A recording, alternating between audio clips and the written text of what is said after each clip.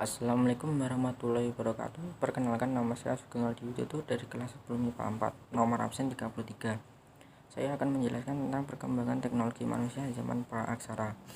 Berikut penjelasan yang akan saya sampaikan.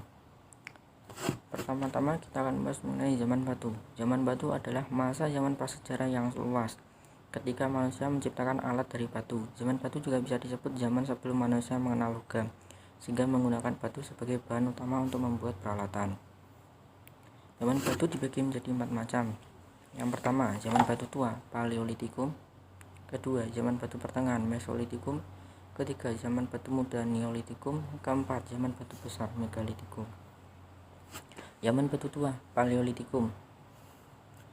Zaman Paleolitikum adalah zaman yang sering dikenal dengan zaman batu tua. Hal ini dikarenakan pada masa itu kelompok manusia purba menggunakan batu yang masih alami, atau dengan kata lain batu yang masih kasar. Zaman Paleolitikum atau zaman batu tua berlangsung kira-kira pada masa Pleistosen awal, sekitar 600.000 tahun yang lalu. Kalau dilihat dari alat-alat yang mereka punya atau buat, diperkirakan di masa itu manusia memenuhi kebutuhannya dengan cara berburu secara kelompok, terus meracik makanan dengan sederhana. Ciri-ciri zaman Paleolitikum: 1. Hidup berpindah-pindah, nomaden. 2. Berkelompok kecil.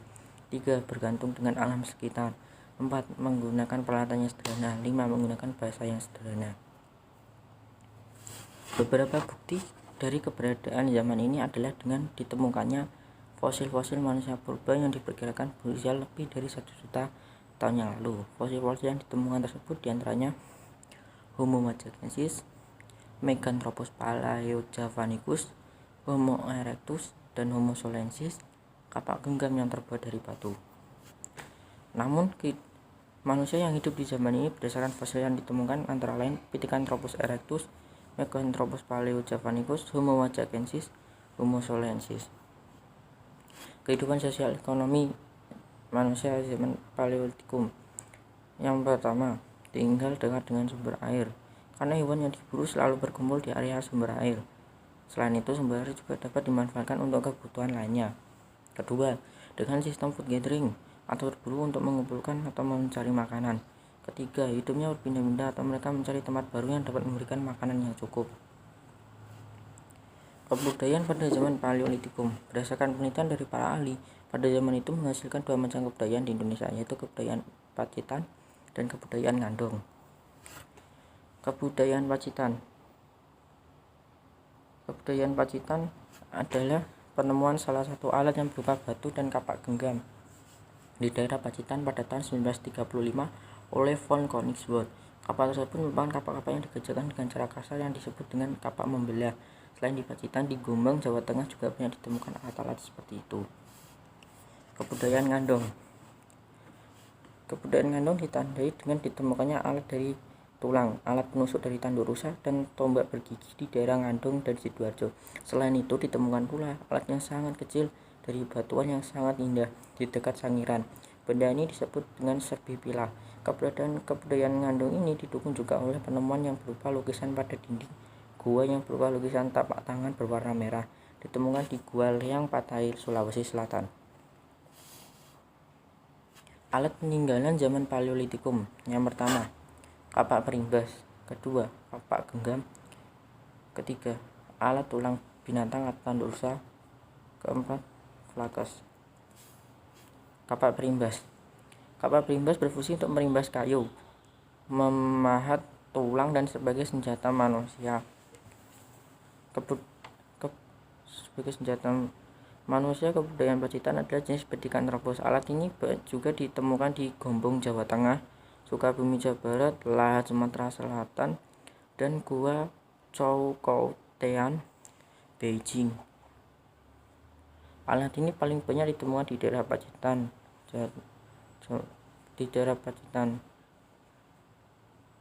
Jawa Timur, sehingga oleh Ralph von Königswarth disebut kebudayaan Pacitan. Kapak genggam. Kapak genggam banyak ditemukan di daerah Pacitan. Alat ini biasanya disebut chopper, alat penetak atau pemotong. Alat ini dinamakan kapak genggam karena alat tersebut serupa dengan kapak, tetapi tidak bertangkai. dan cara mempergunakannya dengan cara menggenggam. Pembuatan kapak genggam dilakukan dengan cara memangkas salah satu sisi batu sampai menajam dan sisi lainnya dibiarkan apa adanya. Sebagai tempat menggenggam, kapak genggam berfungsi menggali umbi, memotong dan meneliti binatang. Alat dari tulang binatang. Salah satu alat peninggalan zaman Paleolitikum yaitu alat dari tulang binatang. Alat-alat dari tulang ini termasuk hasil kebudayaan Ngandong. Kebanyakan alat dari tulang ini berupa alat penusuk belati dan ujung tombak bergerigi. Fungsi dari alat ini adalah untuk mengorek umbi dan keladi dari dalam tanah. Selain itu, alat ini juga bisa digunakan sebagai alat untuk menangkap ikan. Flakes.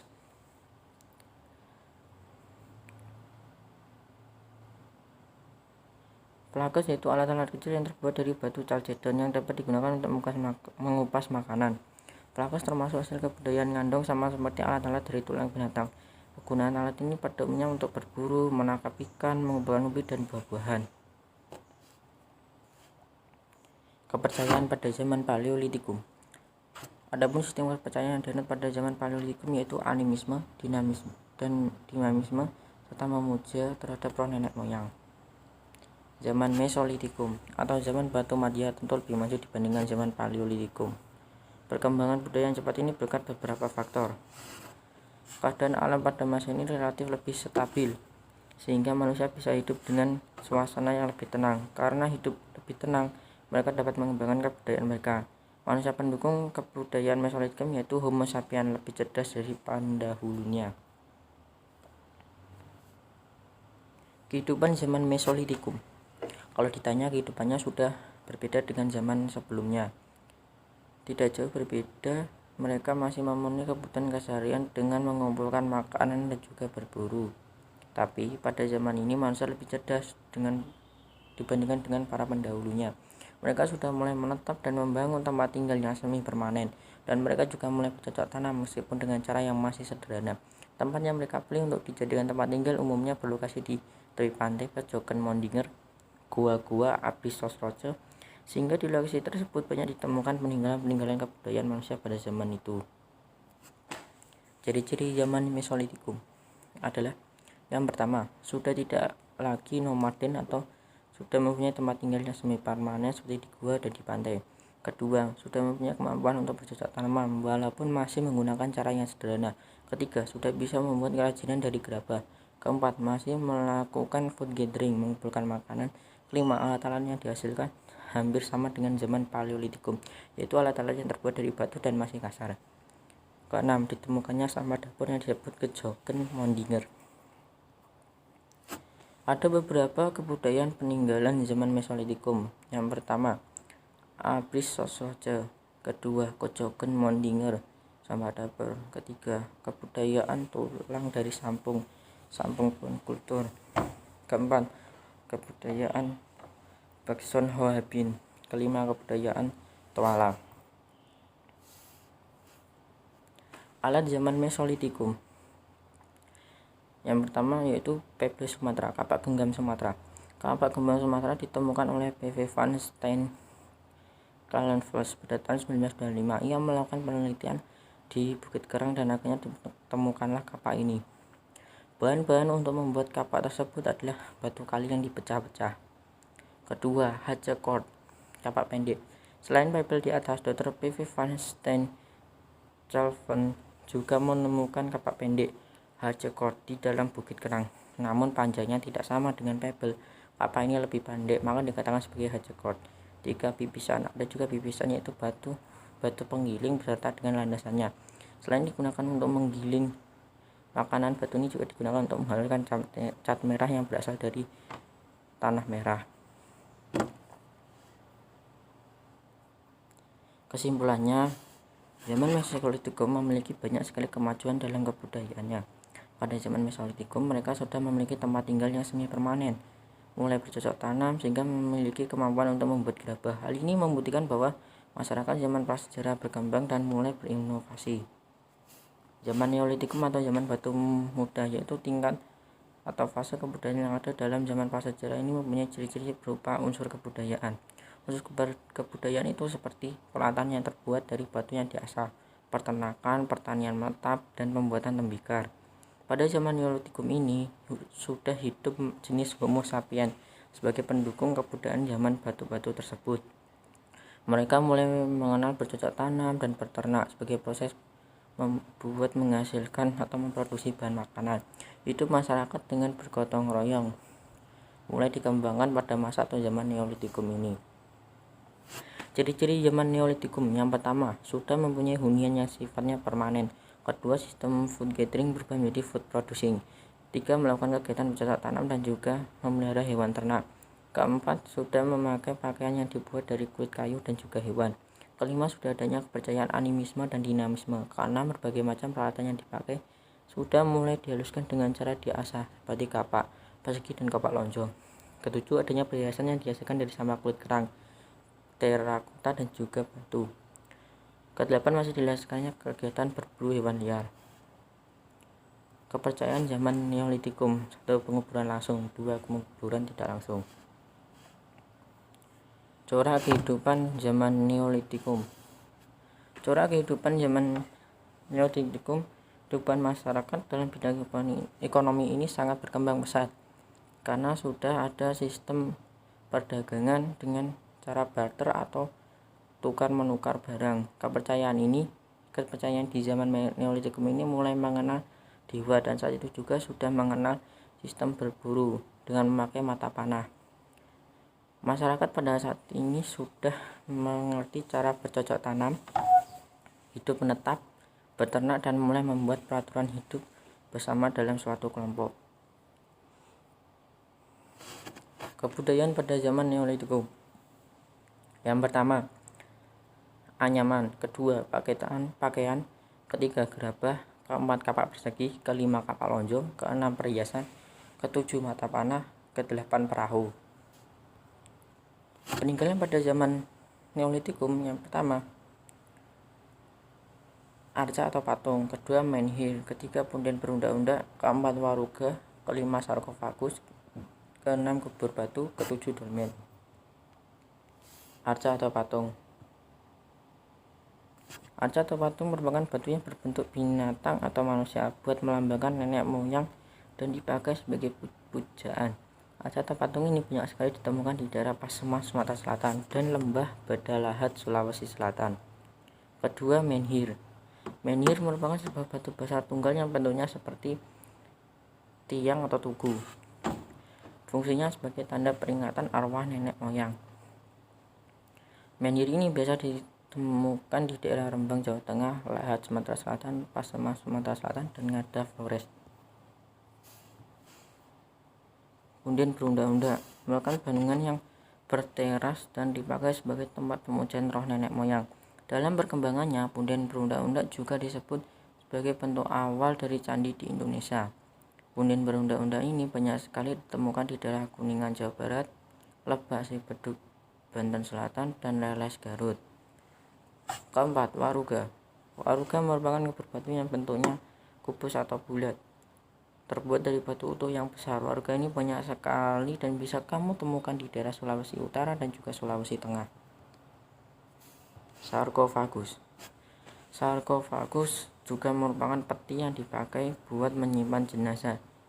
Cuma saja bentuk dari sarkofagus seperti patung atau lasung yang terbuat dari batu utuh dan sudah diberi penutup. Sarkofagus ini banyak sekali ditemukan di daerah Bali dan juga Bondowoso, Jawa Timur. 6. Kubur batu. Kubur batu merupakan peti yang dipakai sebagai tempat penyimpanan jenazah atau mayat dan terbuat dari bahan dasar batu. Kamu bisa menemukan kubur batu di daerah Cepuh, Jawa Tengah, Wonosari, Yogyakarta, Bali, Cirebon, Jawa Barat, Pasaman, Sumatera Selatan. Dolmen. Dolmen merupakan meja batu yang dipakai sebagai tempat sesaji dan pemujaan kepada nenek moyang. Dolmen atau meja batu ini mempunyai fungsi sebagai penutup sarkofagus. Kamu bisa menemukan dolmen atau meja batu ini di daerah Besuki, Jawa Timur, dan dikenal sebagai pandusa. Zaman Megalitikum merupakan zaman batu besar. Disebut zaman batu besar karena waktu itu manusia masih hidup dengan menggunakan batu yang besar sebagai peralatan sehari-hari. Menurut hasil analisis para ahli arkeolog, bahwa ciri-ciri zaman atau masa Megalitikum ini terletak pada fosil yang ditemukan, di mana pada zaman itu ada banyak sekali peninggalan berupa kapak batu, rumah batu, dan perlengkapan lain yang terbuat dari batu. Menurut von Heinegelden, kebudayaan megalitikum ini menyebar ke Indonesia melalui 2 gelombang. Yang pertama megalitikum tua, kedua megalitikum muda.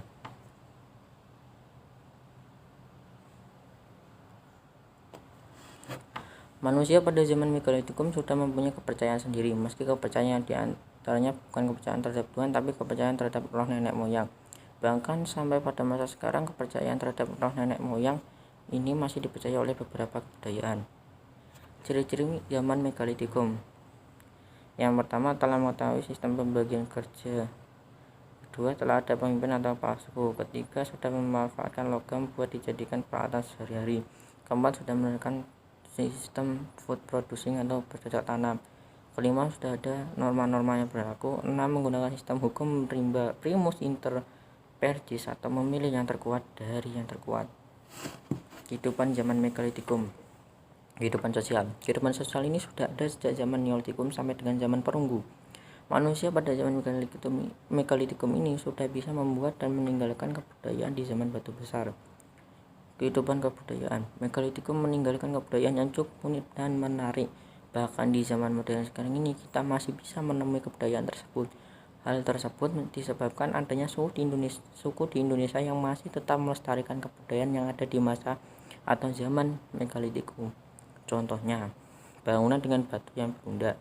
Hal tersebut sama dengan peninggalan yang ada di zaman ini yang disebut punden berundak. Ada beberapa temuan tersebut, contohnya sebagai berikut: kapak persegi, kapak lonjong, menhir, dolmen, kubur batu, waruga, sarkofagus, punden berundak-undak, arca-arca. Kehidupan ekonomi. Pada kehidupan ini, alat-alat yang dipakai pada zaman megalitikum yaitu berbahan dasar dari batu. Kehidupan kepercayaan. Pada kehidupan kepercayaan ini memulai berinisiatif buat mendirikan bangunan batu yang bukan besar atau megalitik sebagai tempat beribadah. Budaya megalitik inilah yang menjadi ciri khas asli dari nenek moyang Indonesia sebelum menerima pengaruh dari Hindu, Islam, serta kolonial. Manusia pendukung zaman megalitikum. Ada beberapa jenis manusia pendukung zaman megalitikum. Yang pertama, Pithecanthropus palaeojavanicus, manusia berukuran besar dan jalannya tegak.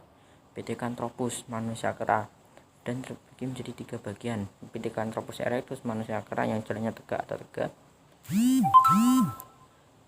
Pithecanthropus mojokertensis, manusia kera yang berasal dari Mojokerto. Pithecanthropus soloensis, manusia kera yang berasal dari Solo. Peninggalan zaman megalitikum. Yang pertama, kubur batu. Kedua, sarkofagus. Ketiga, dolmen. Keempat, menhir. Kelima, punden berundak-undak. Keenam, arca atau patung. Ketujuh, waruga. Kubur batu. Kubur batu merupakan sebuah peti mati yang terbuat dari batu besar, dan kubur batu ini dipakai buat menyimpan mayat jenazah. Di Indonesia banyak sekali peninggalan kubur batu sampai saat ini yang terdapat di Yogyakarta, Cirebon, Cepu, Sulawesi Selatan, dan juga Bali.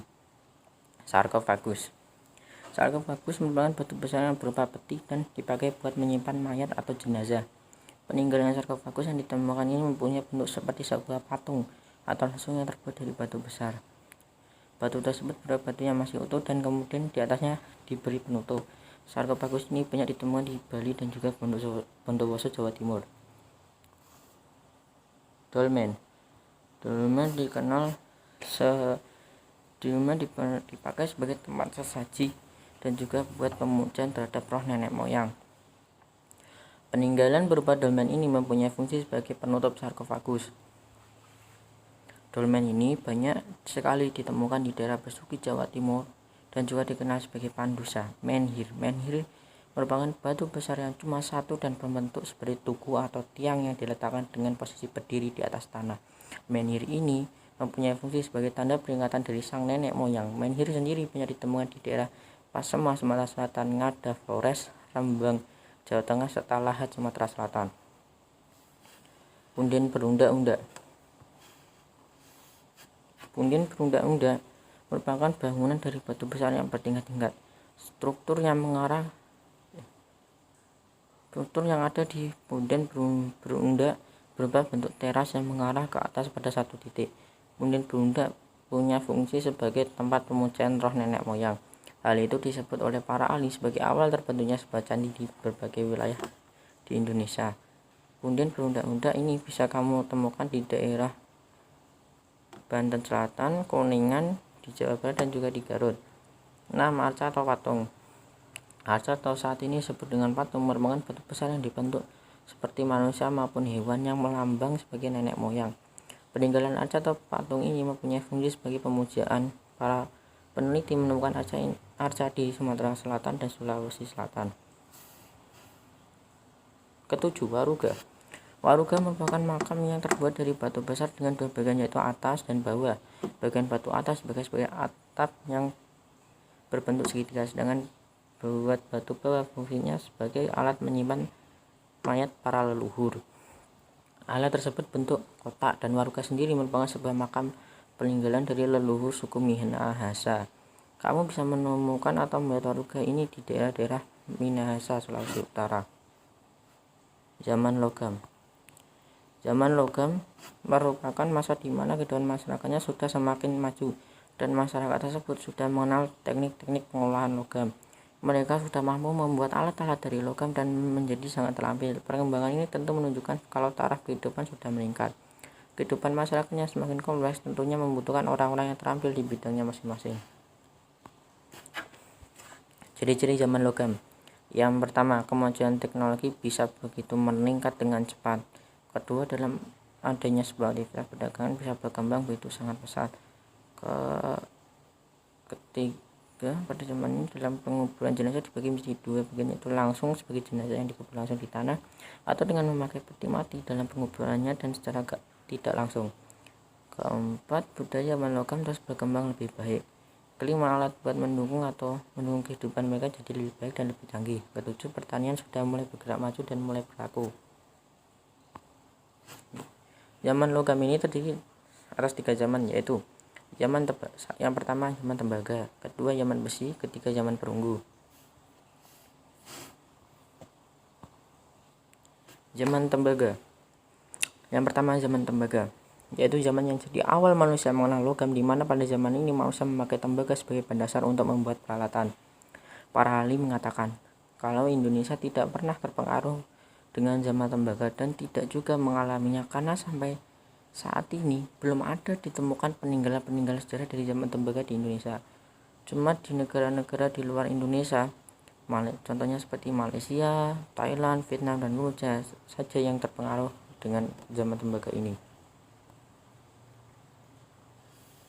Zaman besi. Zaman besi adalah zaman di mana manusia sudah mampu membuat peralatan dari besi yang lebih sempurna daripada tembaga atau perunggu. Caranya, kamu meleburkan besi dari bijinya, kemudian menuangkan cairan besi dalam cetakan yang sudah disediakan. Ada beberapa hasil peninggalan dari zaman besi yang ditemukan di Indonesia, seperti di daerah Gunung Kidul Yogyakarta, Bogor Jawa Barat, Besuki, dan Gunung Jawa Timur. Contoh bendanya yaitu mata kapak, mata sabit, mata pisau, mata pedang, cangkul, dan lain sebagainya. 3. Zaman perunggu. Zaman perunggu merupakan sebuah era saat orang akan membuat alat perunggu. Cuma di wilayah Indonesia ada beberapa jenis peninggalan zaman perunggu bersejarah, diantaranya yaitu nekara, bejana perunggu, kapak corong, arca atau patung perunggu, candrasa, moko. Nekara. Nekara sebuah drum besar yang punya sebagai upacara ritual, khususnya sebagai pendamping dalam upacara hujan, kematian, dan drum perang dengan pinggang yang begitu sempit. Nekara atau The Moon of Pejong merupakan nekara bagian terbesar di wilayah Nusantara, tepatnya di daerah Bali. Bejana perunggu. Bejana perunggu yaitu bentuk seperti piring, tapi bentuknya tipis dan datar. Di Indonesia ada kapal-kapal dalam perunggu di tepi Danau Madura dan Danau Kerinci, Sumatera. Ditemukannya kalau dua kapal ini mempunyai sebuah ornamen yang sama dan sangat indah dalam string geometris dan bentuk pola mengingatkan terhadap huruf J. Kapak corong. Kapak corong atau kapak sepatu merupakan sebuah alat dalam adanya upacara tradisional dalam bentuk corong. Kapak corong bisa kalian temukan di wilayah Bali, Selatan Sulawesi, dan pusat di Sulawesi. Arca atau patung perunggu. Ada patung-patung perunggu dalam bentuk seperti manusia atau dalam bentuk binatang. Patung perunggu ini biasanya berukuran kecil dan mempunyai sebuah cincin di bagian atasnya, di mana cincin tersebut bisa dipakai buat menggantungkan alat terhadap patung. Patung itu juga dipakai buat leontin. Di Indonesia ada patung-patung perunggu di daerah Sumatera Selatan, Bangkinang, Palembang, Riau, Limbangan, dan Bogor. Candrasa merupakan sejenis kapak yang sudah menyerupai senjata, tapi tidak cocok sebagai alat sebagai perang dan pertahanan karena tidak kuat dan kokoh. Candrasa ini ditemukan di wilayah Bandung yang dipakai sebagai keperluan dalam upacara. Moko merupakan sebuah jenis negara yang mempunyai ukuran lebih kecil dan fungsinya sebagai peninggalan kepala suku, sebagai benda yang diberikan kepada putra kepala suku, dan sebagai mahar. Moko paling sering ditemukan di Pulau Manggarai dan Alor Pulau Flores. Sekian penjelasan dari saya. Mohon maaf apabila ada kesalahan kata. Terima kasih. Wassalamualaikum warahmatullahi wabarakatuh.